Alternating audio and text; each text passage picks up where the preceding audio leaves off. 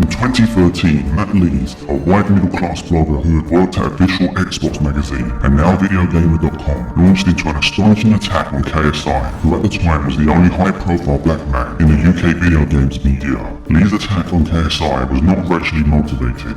He's just not acceptable for kind of, more mainstream events. And that's what makes it pretty unacceptable that they have aligned themselves. They are trying to use this guy who clearly is not suitable. He's clearly not suitable. You're still an awful human being who should probably be killed.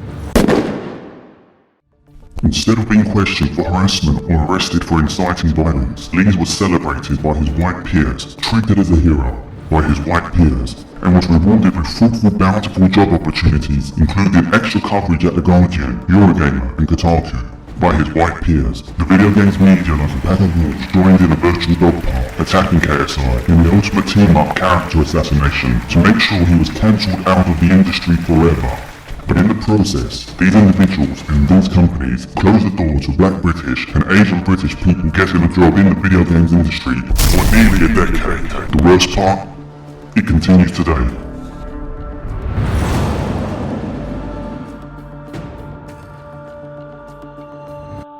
You might know some of these prominent video game media industry veterans. Xbox US presenter Paris Lilly, IGN editors Tim Ramini and Miranda Sanchez, Last Stand Media Lord Cognito, Gamertag Radio host Danny Pina, Fanbyte Media Imran Khan, Kotaku editor Patricia Hernandez, podcast host Blessing Adeoye, IGN tech editor Taylor Lyles, Sugar Games co-founder Keisha Howard, and freelancer Tony Palenko. These are all talented, renowned video game personalities from the US. If they were to apply for a job in the UK media, because they are people of colour, they would have had almost zero chance of getting an interview, let alone a job. So what is the state of diversity in the UK video games media today? Focusing on full-time, permanent employees, there are two big operators in the industry. The first is Gamer Network, founded in Brighton, now owned by US firm Repop, the company behind PAX video game conventions, Eurogamer.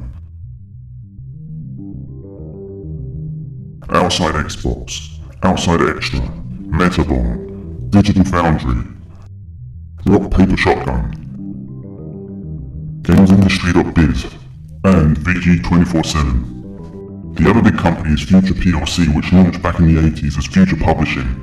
Games Radar Plus is its games and entertainment website.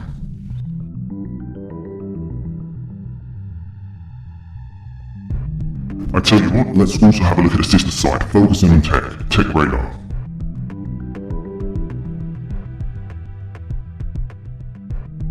Edge Magazine, PC Gamer, and Life Media, Nintendo Life, Push Square, Pure Xbox, Reservoir Network, PC Games and Yupcast, MCV UK, The Guardian, Xbox UK. Microsoft publicly champions diversity. In its announcement of its sponsorship of the England football team, it revealed the slogan, "When everybody plays, we all win." That's a nice message, but that message about Xbox inclusivity hasn't extended to people who are black or brown. Xbox One is Xbox UK's own YouTube channel. Its original iteration launched in 2007. 14 years later, it has never had a person of colour working on it. Official Xbox Magazine UK, produced by Future, ran from 2001 to 2020. In that 19-year period, almost 2 decades, 0 black or brown people worked there in a full-time editorial role. PlayStation UK. PlayStation is vocal with its support for racial diversity and equality. It delayed its June 2020 press event because of events related to the murder of George Floyd. Its Spider-Man Miles Morales game features a BLM mural, and it released the Black Lives Matter theme for PS4. Official PlayStation Magazine UK, produced by Future, and its early iteration ran from 1995 to 2021. In its 26-year history, 26 years, no person of colour worked on it in a full-time editorial role. PlayStation Access is PlayStation UK's YouTube channel, currently produced by We Are Reach. It launched in 2010. In its 11-year period, it's had 1 person of colour join the team full-time. The UK video games media does not accurately reflect the diversity of people in Britain or even the diversity of people in the specific regions where their offices are based. What is institutionalized racism? If you were to ask Britons what is racism, I suspect they will naturally picture many examples they've seen in real life, or online, or personally experienced of a larded up man or woman on public transport, the worse for wear, shouting racial extremities at anyone and everyone with the immediate threat of violence.